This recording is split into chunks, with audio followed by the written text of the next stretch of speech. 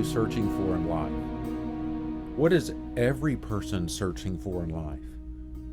Have you ever thought to answer that question yourself, or have you ever asked that question of someone else? If you do, you're likely to get an answer like this: I'm looking for meaning. I want to be happy. I'm trying to find my place in the world. And all of that could be distilled down into simply saying it one way. People want to find joy. They desire joy. They desire purpose and meaning in life. So the question then comes, where does joy come from? How do I achieve it? And how do I live it out? The beauty of that and the hope of that comes in what we find in Hebrews chapter 12, verses 1 and 2. In fact, we looked at those two verses in great detail this past Sunday. If you weren't with us, you can listen to that sermon in its entirety on our website. And in fact, it's just part of a longer study that we've been looking at through the book of Hebrews, and most recently, Hebrews chapter 11, as we've been trying to find, okay, where do we find endurance? Where do we find this second win in this race that we're running in life? And in fact, there is a connection between that level of endurance to joy. And ultimately, we see that that joy is found only in Jesus. And this is going to force us to reckon with. Joy is there, like it's for us. We have to take hold of it.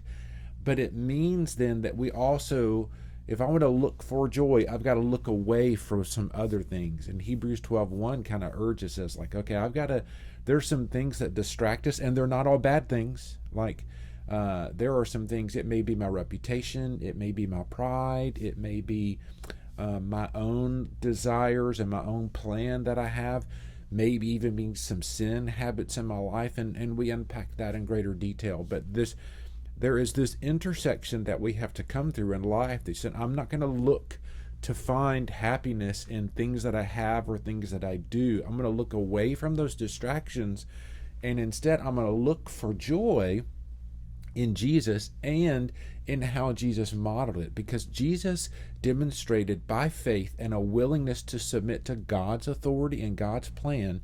Jesus demonstrated in a model for us that says, I can take and hold on to joy even when things don't go well. Like I can find joy even when I suffer loss, even when I navigate crisis, even when I'm ridiculed or mocked or criticized by others.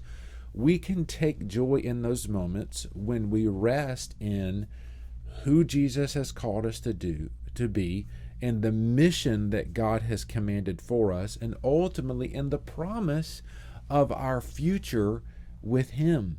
And all of this comes back to together for us as believers to be reminded of this mission and the joy that we can claim every day. Because I may have walked with joy yesterday, but I may not be walking in joy today.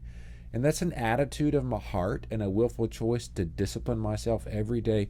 I'm going to look to Jesus, because the rhythm and the pattern of the culture that we live in says the complete opposite.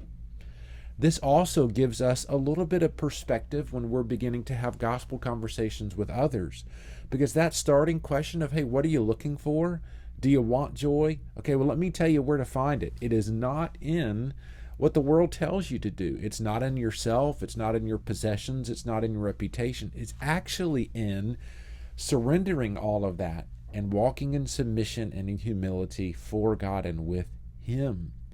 So this is like antithetical to what the world says, but God's called us to a different rhythm, to a different cadence, and to a different mission.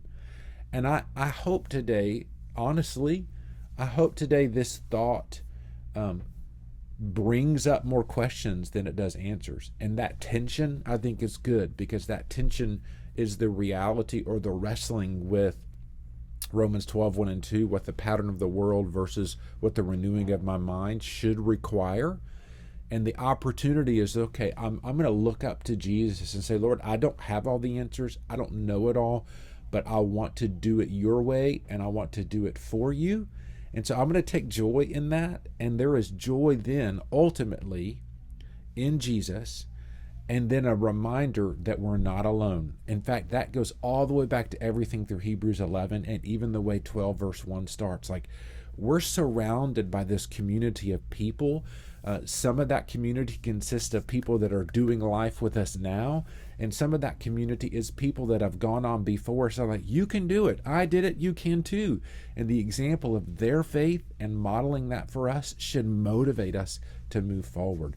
So walk in community, seek accountability in others, whether that's in your life group or your church family today.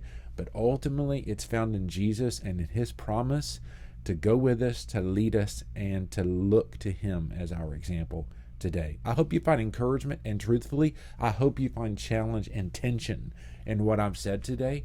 And you be free to check out our website to reach out to us if you want to talk through this some more. But in the meantime, take joy today. God bless, and we'll see you next time.